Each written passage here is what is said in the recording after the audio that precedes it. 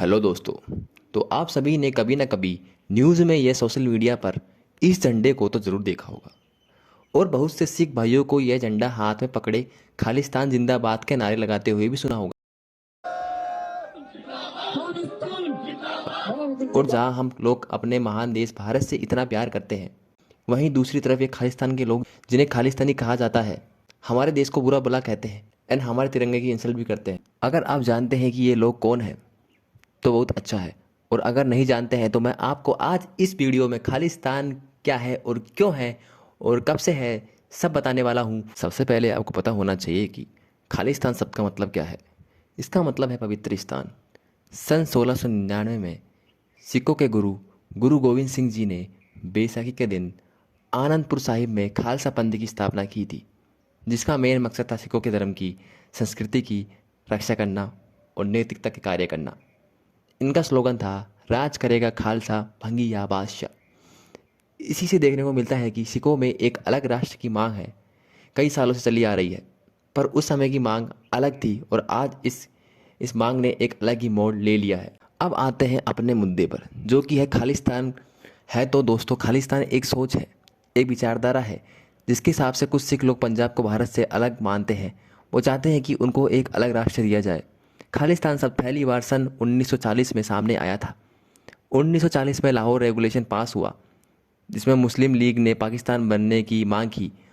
उसी समय मौका देकर अकाली दल ने भी सिखों के लिए एक अलग देश की मांग की। हालांकि इससे कुछ साल पहले 1929 में जब मोतीलाल नेहरू ने पूरा स्वराज्य की मांग की, तब अकाली दल के तारा सिंह ने सिखों के लिए एक अलग देश बनाने की मांग की। लेकिन उस समय खालिस्तान शब्द की जगह सिक्किस्तान का प्रयोग किया गया था। उस समय भी उनकी इस मांग को नज़रअंदाज किया गया था और 1940 में फिर एक बार इसे नज़रअंदाज किया गया, जिससे वहाँ लोग नाराज़ हो गए। फिर आज़ादी के समय पंजाब के हिस्से जनसंख्या के हिसाब से किए गए और मुस्लिम आबादी पश्चिम पंजाब के हिस्सों में ज़्यादा थी, जिसकी वजह से पश्चिम हिस्सा पाकिस्तान में चला गया और उत्तरी नॉर्थ हिस्सा में जहाँ हिंदू और सिख ज़्यादा थे वो हिस्सा भारत में मिल गया। बहुत से सिख जो कि पाकिस्तान के पंजाब के क्षेत्रों में रहते थे, वो सभी पाकिस्तान में जाने से नाखुश थे और भारत आ गए। इस विभाजन में बहुत दंगे भी हुए, जैसा कि आपको गदर और मिल्खा सिंह मूवी में भी दिखाया गया है, और इसमें भी सिख कम्युनिटी को बहुत नुकसान हुआ। उनके कुछ गुरुद्वारे भी इस विभाजन के चक्कर में पाकिस्तान चले गए और सिख अपने गुरुद्वारों को लेके बहुत सेंसिटिव होते हैं। सिख ही नहीं, किसी भी धर्म के लोगों के साथ अगर ऐसा हो उन्हें बुरा लगेगा। खैर, इसके अलावा जो लोग पाकिस्तान से भारत आए उनके काम धंधे सब पाकिस्तान में ही रह गए। पूरा राष्ट्र अस्त व्यस्त हो चुका था। इस समय भी सबसे ज़्यादा नुकसान सिख कम्युनिटी को ही हुआ। फिर क्या था दोस्तों, धीरे धीरे सब सही हुआ, लेकिन जब 1953 में आंध्र प्रदेश को भाषा के हिसाब से एक राज्य बना दिया गया, तब फिर से अकाली दल की ओर से पंजाबी भाषा बोलने वाले लोगों के लिए भाषा के आधार पर एक अलग राज्य की मांग की गई। लेकिन स्टेट रिकॉग्नाइजेशन कमीशन ने इसे रिजेक्ट कर दिया, क्योंकि उस समय उन्हें लगा कि भाषा की आड़ में ये एक अलग देश का सपना देख रहे हैं। इसका बहुत विरोध किया गया, पर बाद में 1966 में इंदिरा गांधी ने पंजाब को 3 भागों में बांट दिया गया, जो कि पंजाब, हरियाणा और हिमाचल प्रदेश है। चंडीगढ़ को पंजाब और हरियाणा की राजधानी बनाया गया और इसे यूनियन टेरिटरी बना दिया गया। पर अकाली दल चाहता था कि चंडीगढ़ सिर्फ पंजाब राज्य की राजधानी बने रहे, और इन्होंने 1973 में 12 लोगों की कम्युनिटी बनाई और आनंदपुर साहिब रेजोल्यूशन निकाला, जिसमें राजस्थान, हरियाणा और हिमाचल प्रदेश के आसपास के कुछ इलाके को पंजाब में सम्मिलित करने और चंडीगढ़ को पूर्णतः पंजाब की कैपिटल बनाने और चंडीगढ़ से सेंट्रल का कंट्रोल हटाने की मांग थी। अकाली दल धीरे धीरे बहुत पावरफुल बनता जा रहा था। वहीं दूसरी तरफ जर्नैल सिंह भिंडरावाले की एंट्री होती है, जिन्होंने सिखों के समाज सुधार भी कहा गया है उनकी, और यही से पूरी कहानी ही बदल जाती है। भिंडरावाले पंजाब के युवाओं को सिख धर्म का पालन करने और शराब आदि नशों से दूर रहने के लिए प्रेरित करते थे। भिंडरावाले पंजाब को नशा मुक्त बनाने और समाज सुधार के मुद्दे पर बातें करते थे, और पंजाब में धीरे धीरे उसके फॉलोअर्स बढ़ने लगे और अकाली दल को टक्कर देने वाला यह एक मात्र बंदा था। यहाँ देखकर अकाली दल के अगेंस्ट इंदिरा गांधी ने और पंजाब के प्रेसिडेंट ज्ञानी जैल सिंह ने भिंडरावाले का सपोर्ट किया, पर यहाँ इंदिरा गांधी का सबसे गलत डिसीजन था। भिंडरावाले और अकाली दल के साथ हो गए और इन्होंने अगस्त 1982 में धर्म युद्ध मोर्चा शुरू किया। उद्देश्य था आनंदपुर रिजर्वेशन में लिखी गई इनकी शर्तों को मनवाना था। जाने माने सिख पत्रकार कुशवंत सिंह का कहना था, भिंडरावाले हर सिख को 32 हिंदुओं को मारने को कहता था। भिंडरावाले समाज सुधारक से धीरे धीरे आतंकवादी बन चुका था। 1984 में भिंडरावाले और ज्यादा चर्चा में रहा। पंजाब में अलगाववादी ताकतें बढ़ती जा रही थी और कहीं न कहीं इन्हें पाकिस्तान से पूरा समर्थन था। सभी लोग भिंडरावाले के समर्थन में थे और सभी एक ही मांग खालिस्तान, लेकिन इंदिरा गांधी ने इसको सबको शांत करने के लिए एक ऑपरेशन प्लान किया, जिसको मिशन ऑपरेशन ब्लू स्टार नाम दिया गया। अब हम बात करते हैं कि क्या था आखिर यह मिशन ब्लू स्टार। इस मिशन का मोटिव था भिंडरावाले को मार गिराना और अलगाववादी ताकतों को देश से खत्म करना था। साथ ही इस आंदोलन को कमजोर बनाना, और सरकार ये करने में सफल भी हुई।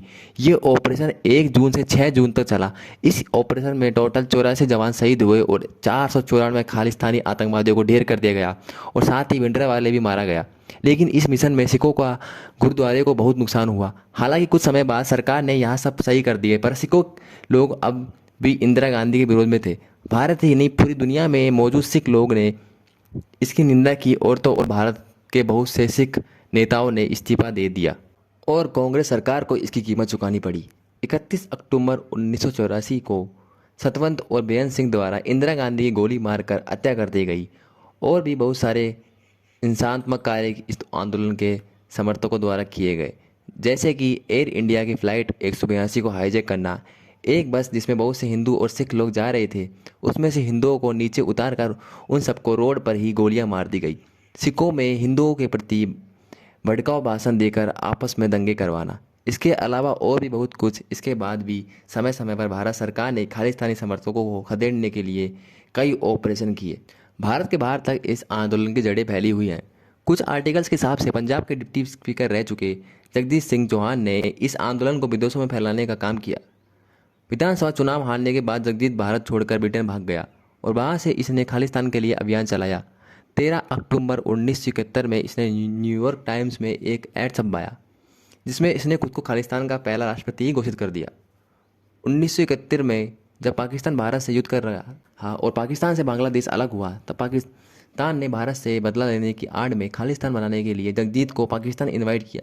यही नहीं, 1980 में खालिस्तान नाम वाला स्टैम्प और करेंसी भी जारी की गई और आनंदपुर साहिब में नेशनल काउंसिलिंग और खालिस्तान बनाने की घोषणा की। खुद को परिसर अध्यक्ष और बलवीर सिंह संधू को महासचिव घोषित किया। ऐसे ही बहुत सी एक्टिविटी इनके द्वारा जब जब खालिस्तान की मांग उठी है, तब तक इसने भारत को झंझोड़ कर रख दिया है। चाहे हम बात करें 80 के दशक की या अभी की, इस आंदोलन की आग कभी न बुझने वाली आग है, जो कभी कभी बहुत उग्र रूप से ले लेती है और इस आग को भड़का बढ़ाने के लिए बाहरी ताकतों का भी पूरा हाथ है।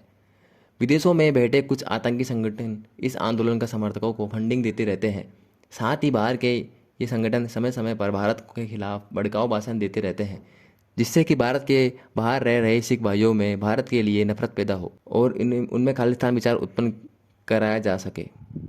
अभी हाल ही में अमृतपाल सिंह, जिसे भिंडरावाले 2.0 भी कहा जाता है, उसके द्वारा इस आंदोलन को बढ़ावा मिला है।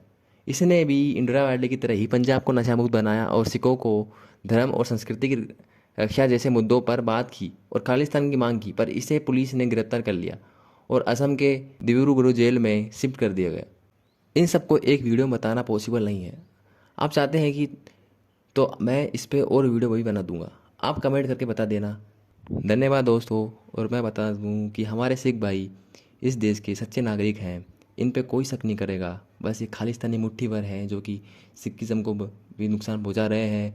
हम सभी गुरुओं का सम्मान करते हैं और गुरु हमारे गुरु हैं, जिनकी किसी औकात नहीं हमारे गुरुओं को कुछ कह सके। धन्यवाद दोस्तों। और अगर आपको ऐसी वीडियो चाहिए तो हमारे चैनल को प्लीज़ सब्सक्राइब कीजिए।